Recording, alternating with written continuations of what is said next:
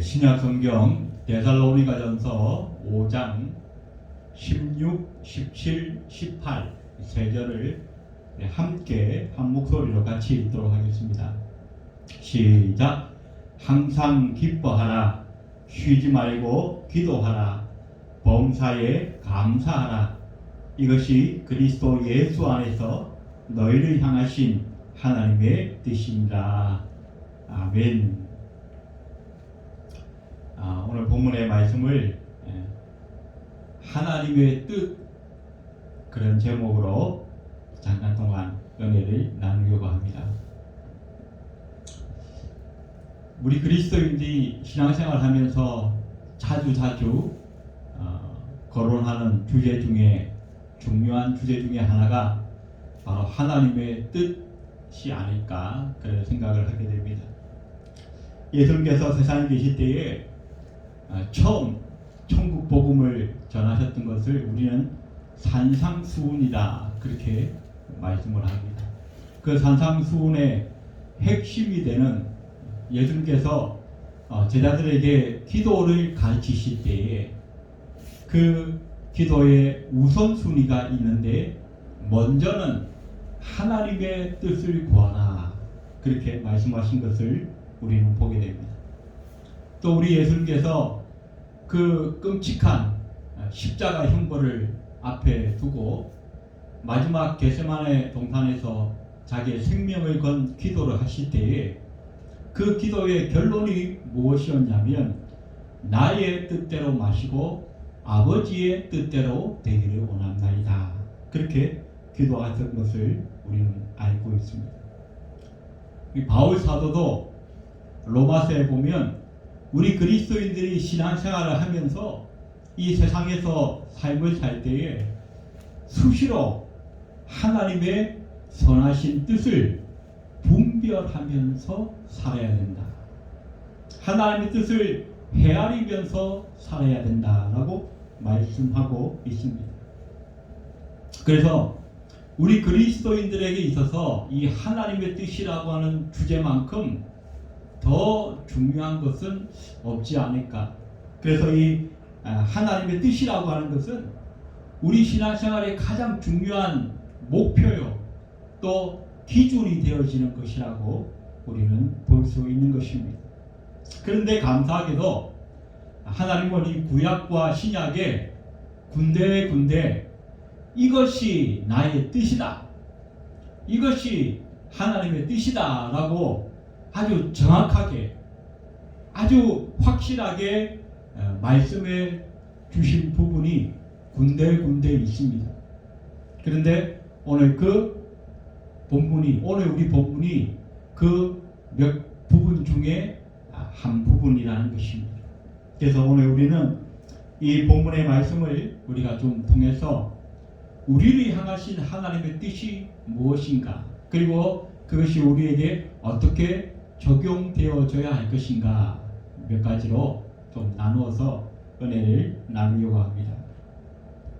자, 첫 번째 우리를 향하신 하나님의 뜻, 첫 번째는 16절에 보니까 항상 기뻐하라 그렇게 말씀하고 있습니다. 우리가 인생을 살면서 기뻐할 때가 있습니다. 우리가 원하는 일이 이루어졌을 때, 우리가 계획하고 소원하는 것들이 이루어졌을 때, 또 아니면 우리가 원치 않았던 어떤 행운이 내게 찾아왔을 때, 우리의 자녀들이 대학에 들어갔을 때, 또 우리가 아주 좋은 직장을 얻었을 때, 여러 가지 좋은 일들이 있으면 우리는 기뻐합니다. 즐거워합니다. 그런데 오늘 본문의 중요한 것은 항상 기뻐하라는 것입니다. 어떻게 우리가 인생을 살면서 항상 기뻐할 수 있느냐?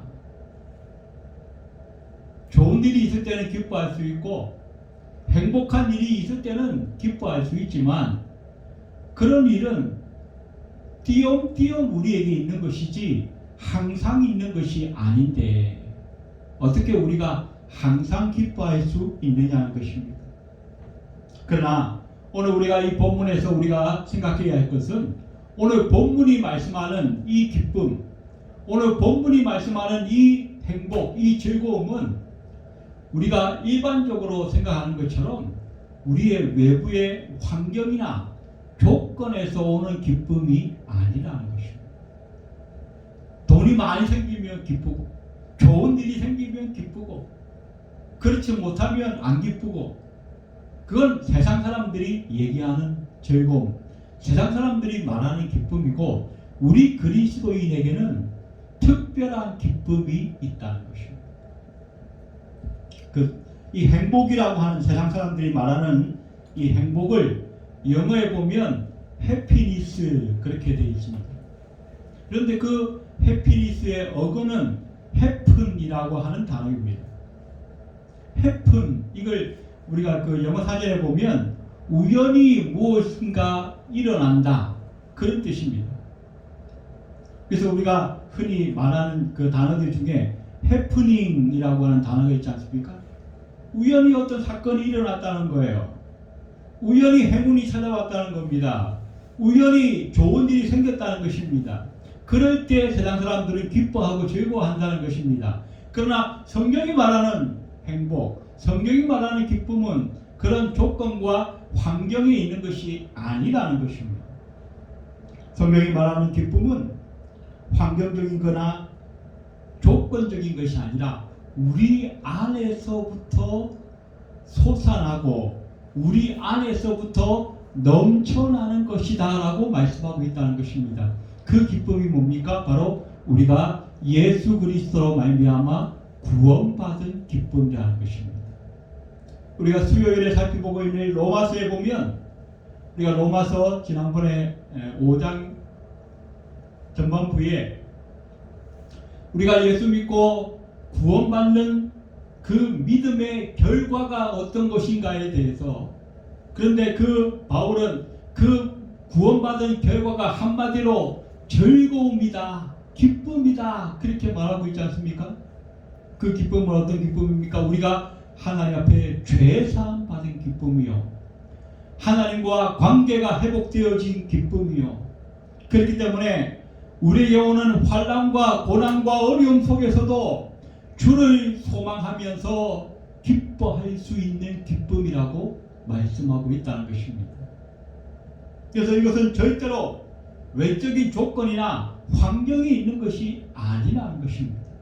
우리가 예수를 믿음으로 말미암아 우리 안에 주어진 성령의 선물, 바로 예수 그리스도로 인하여 우리 속에서 솟아나는 영원한 생명의 샘물, 그것이 우리 속에서 날마다 끊이지 않고 솟아나기 때문에 우리에게는 항상 기뻐할 수 있는 조건이 되어졌다라고 우리에게 말씀하고 있다는 것입니다.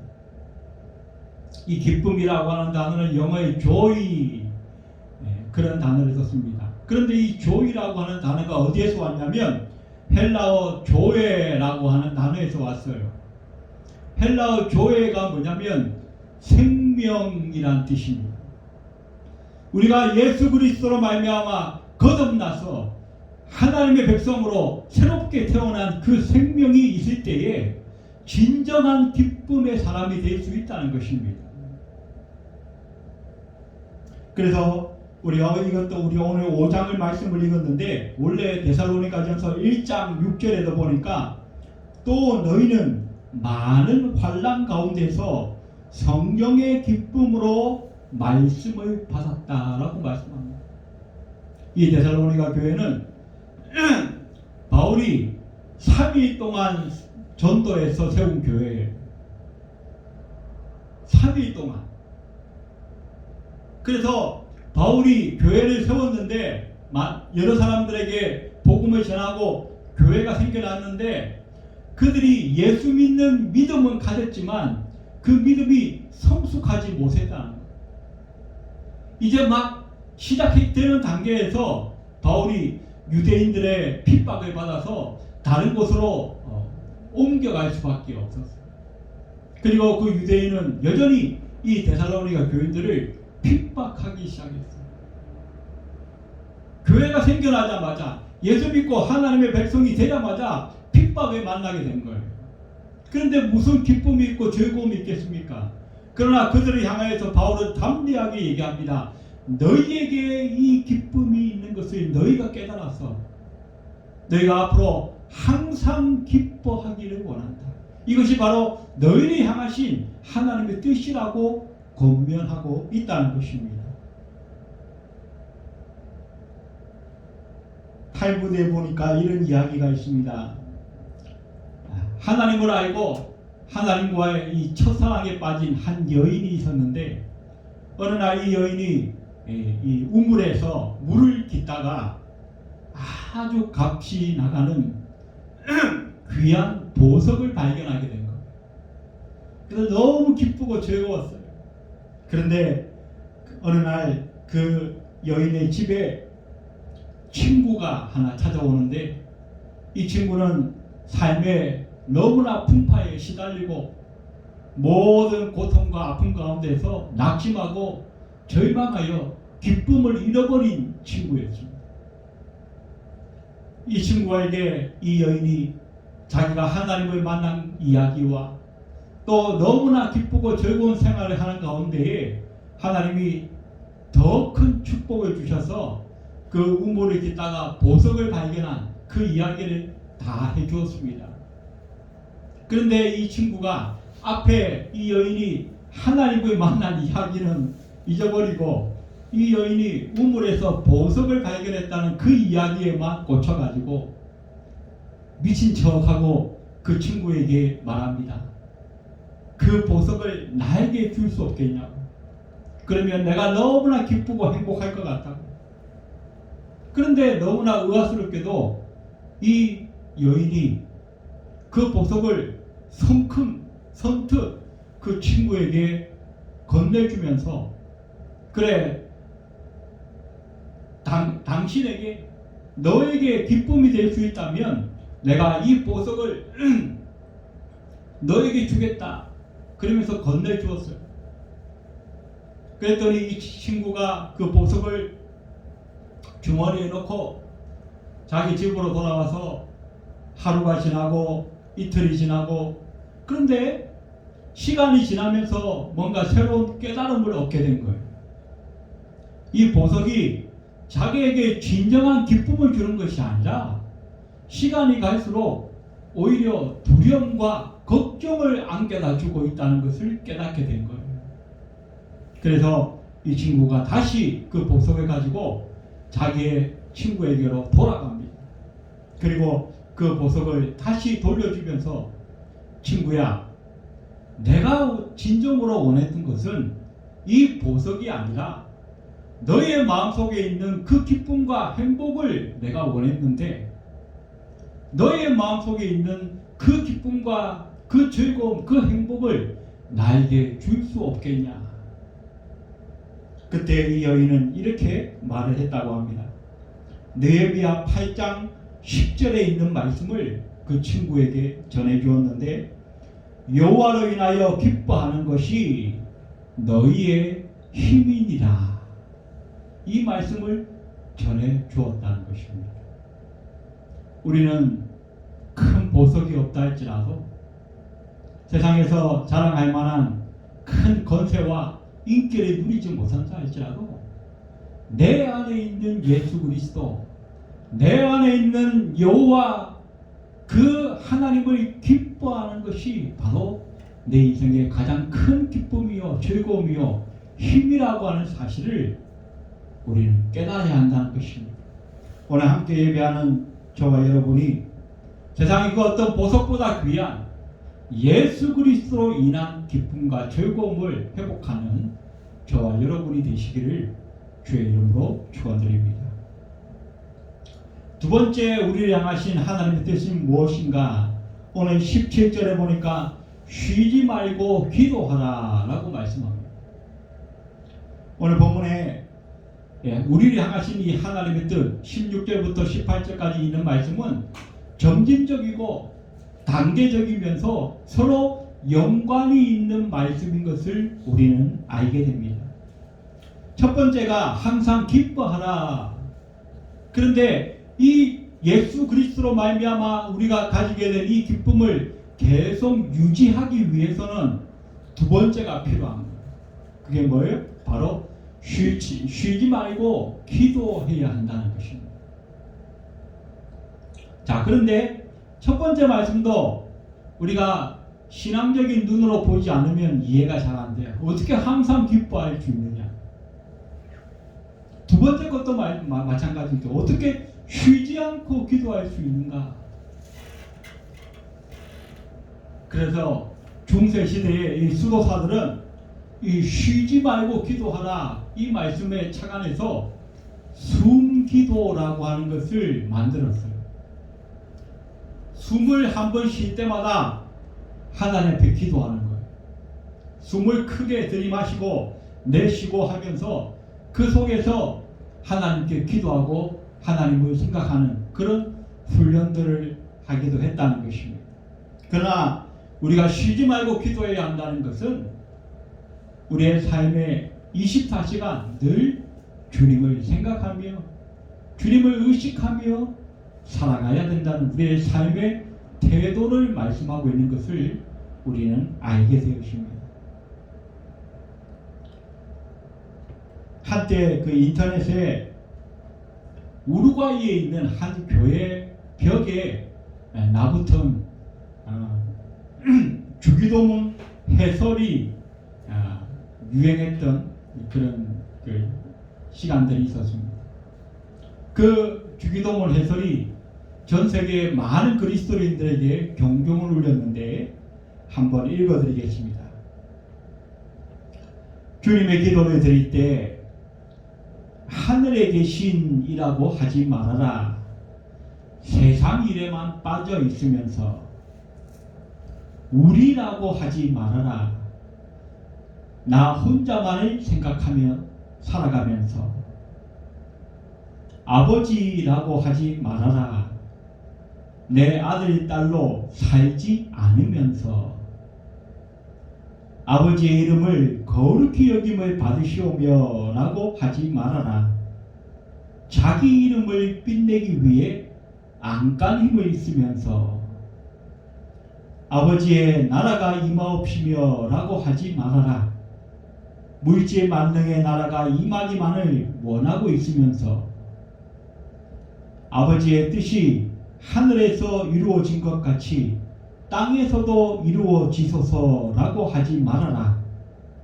내 뜻대로 되기만을 기도하면서 오늘날 우리에게 일용할 양식을 주옵시고 라고 하지 말아라. 가난한 사람들을 본체 만체 하면서 우리에게 죄 지은 자를 사하여 준 것 같이 우리 죄를 사하여 주옵시고 라고 하지 말아라.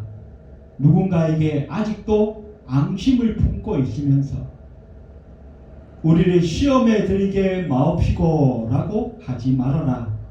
죄 지을 기회만을 찾아다니면서 다만 악에서 구하옵소서 라고 하지 말아라. 악을 보고도 아무런 양심의 소리를 듣지 않으면서 아멘이라고 하지 말아라. 주님의 기도를 진정 나의 기도로 드리지 않으면서 라는 해설이 적혀져 있다고 합니다. 기도의 경종을 울리는 아주 의미 있는 해설이 아닌가 그런 생각을 하게 됩니다. 이런 식으로 보자면 우리는 기도하지 말아야 할 것입니다. 우리가 그렇게 살지 못하기 때문입니다. 그러나 그래도 우리는 기도해야 합니다. 그래도 우리는 아멘 하면서 하나님의 뜻을 쫓아가야 합니다. 그것이 바로 우리를 향하신 하나님의 명령이요 하나님의 뜻이기 때문인 것입니다. 세 번째 우리를 향하신 하나님의 뜻, 오늘 세 번째 말씀은 범사에 감사하라라고 말씀하고 있습니다. 여기 범사라고 하는 것은 모든 일 그런 의미를 갖고 있습니다. 우리가 세상 살면서 경험하는 좋은 일만 아니라 안 좋은 일, 나쁜 일, 심지어는 악한 일까지도 다 포함하는 것이라는 것입니다. 우리는 처음에 항상 기뻐하라고 했던 그 말씀처럼 좋은 일이 있으면 감사하죠. 우리에게 행복한 일이 생기면 감사하죠. 그러나 오늘 성경은 그런 좋은 일, 우리가 원하는 일, 행복한 일이 아닌 다른 일들도 다 함께 감사해야 한다라고 말씀하고 있다는 것입니다. 그래서 우리는 의문을 가집니다. 아니 어떻게 우리가 원치 않는 일, 우리에게 좋지 않은 일이 생겼을 때도 감사할 수 있습니까? 우리는 질문하게 됩니다. 그런데 우리가 잘 알다시피 바울은 로마 교회에 보낸 그 편지에서 이미 우리에게 답을 주고 있습니다. 로마서 8장 28절 우리가 잘 아는 말씀에 보니까 우리가 알거니와 하나님을 사랑하는 자 곧 그의 뜻대로 부르심을 입은 자들에게는 모든 것이 합력하여 선을 이룬다라고 말씀합니다. 우리가 원치 않는 일, 우리가 힘들고 고통당하고 아픔을 당하는 그런 일이 생겼을지라도 우리가 감사해야 할 이유는 그 모든 이들을 합력하여 우리가 섬기고 우리가 따르고 우리가 믿는 그 하나님께서 궁극적으로는 선을 이루실 것을 믿기 때문이라는 것입니다.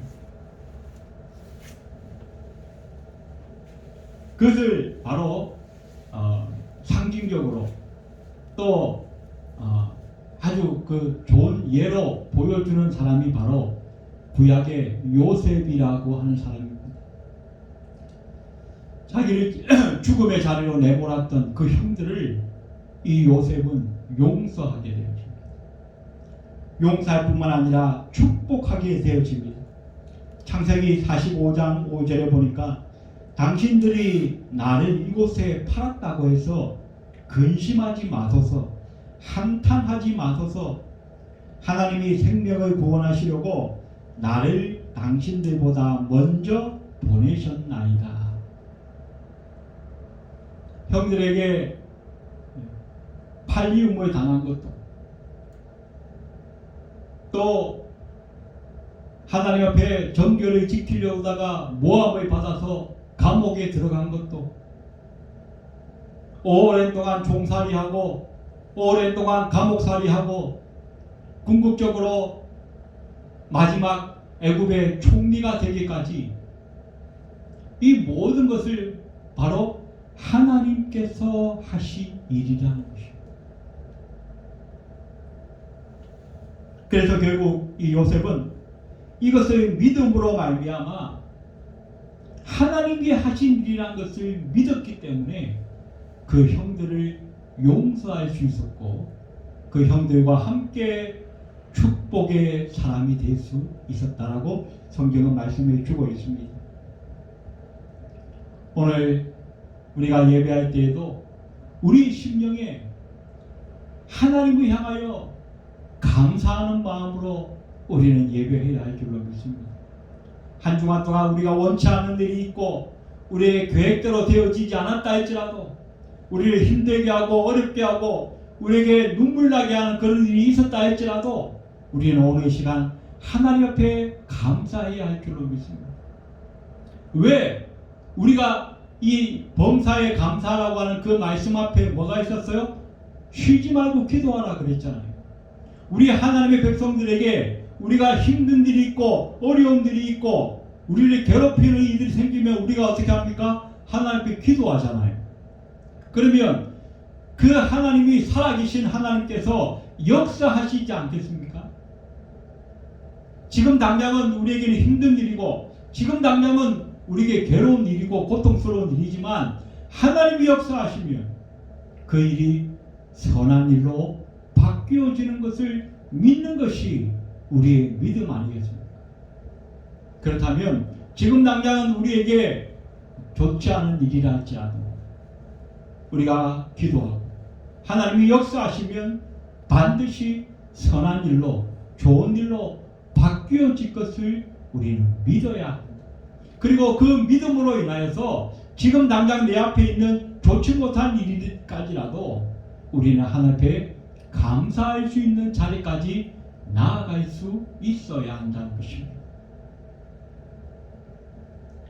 원래는 의사였지만 기독교 작가로 변신한 A.J. 크로닌이라고 하는 사람이 있습니다. 우리 요즘 우리나라의 유명한 안철수 같은 그런 의사인데 이 재능이 아주 다양해서 아주 놀라운 그런 성령의 감동으로 아주 많은 사람들에게 감동을 주는 그런 기독교 작가가 되어졌어요. 그런데 이 사람은 원래 이 가난한 이웃들에 대한 연민으로 인하여서 광산촌에서 의료 봉사를 하는 그런 사람이었습니다. 그런데 그 광산촌에 억울한 일로 오해를 받고 오지로 쫓겨온 한 그리스도인 간호사가 있었습니다. 이 그리스도인 간호사는 그 오지에서 찌꼬리만한 월급을 받으면서도 늘 얼굴에 미소가 떠나지 아니하였고 주변 사람들에게 늘 친절하고 근무 시간이 끝났는데도 밤늦게까지 환자들을 돌아보는 그런 정성을 다하고 있었다는 것입니다. 그래서 어느 날 이 크로닌 박사가 이 간호사 자매를 보면서 너무 안타깝고 마음이 아파서 이렇게 얘기했습니다. 당신은 당신이 지닌 가치만큼 제대로 대우를 받지 못하고 있는데 그걸 알고 있나요? 하나님이 살아계시다면 그걸 다 알고 계실 텐데 말입니다. 그때 이 간호사 자매가 한 그 대답이 이 크로닌 박사의 인생을 바꾸는 놀라운 대답이었다라고 말씀합니다. 그 간호사가 이렇게 얘기했습니다. 박사님, 제가 가치 있는 존재라는 걸 우리 하나님이 알아주시기만 한다면 저는 더 이상 바랄 것이 없습니다. 사람들이 나에 대해서 오해한다 할지라도 또 그것 때문에 내가 제대로 대우를 받지 못한다 할지라도 우리 하나님이 나를 알아주시기만 한다면 나는 그것으로 충분합니다. 나는 그것으로 족합니다. 라고 대답했다는 것입니다. 이것이 바로 진정한 크리스찬의 삶이 아닌가 생각을 하게 됩니다. 누가 알아주지 않는다 할지라도 누가 인정해 주지 않는다 할지라도 하나님 앞에서 내가 부끄럽지 않다면 하나님 앞에서 내가 잘못된 것이 없다면 비록 내가 지금 대우를 제대로 받지 못한다 할지라도 비록 내가 사람들에게 칭찬받거나 인정받지 못한다 할지라도 그것으로 만족할 줄 아는 삶, 그것이 진정한 그리스도인의 삶이 아닌가 그런 생각을 하게 됩니다. 오늘 말씀을 정리하겠습니다. 성경은 우리를 향해서 하나님의 뜻이 이것이다라고 말씀합니다. 먼저는 항상 기뻐하라라고 말씀합니다.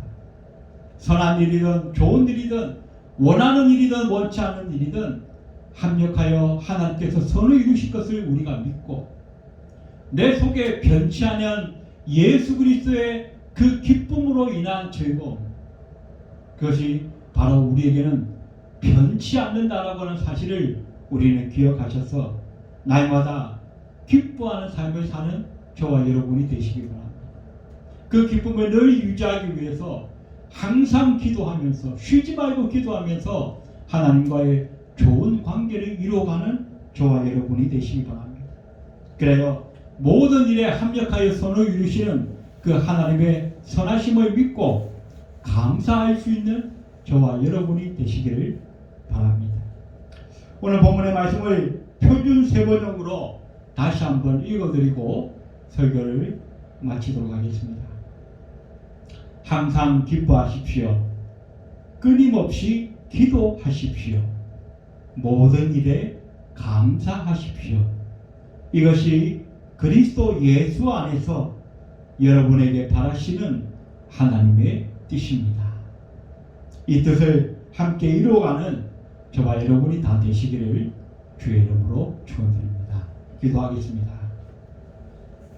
고마우신 하나님, 우리는 좋은 일이 있을 때만 기뻐하고 우리 계획대로 뜻대로 이루어질 때만 감사하고 그 나머지 시간에는 불평하고 원망하며 살아가지 않습니까? 우리의 부족함을 주님 용서하여 주시고 우리 속에 변치 않는 영원한 생수를 허락하신 예수 그리스도로 말미암아 항상 이 기쁨을 잃어버리지 않게 도와주시고 또한 그 기쁨을 늘 유지하기 위하여 기도하게 하시며 우리의 삶에 당장 내 눈앞에 힘들고 어려운 일이 있다 할지라도 합력하여 선을 이루실 그 하나님의 선하심을 바라보며 감사하는 삶을 살아갈 수 있도록 성령으로 축복하여 주시옵소서. 예배를 마치고 돌아가는 발걸음 위에도 함께하여 주옵소서. 예수님의 이름으로 간절히 기도드리옵나이다. 아멘.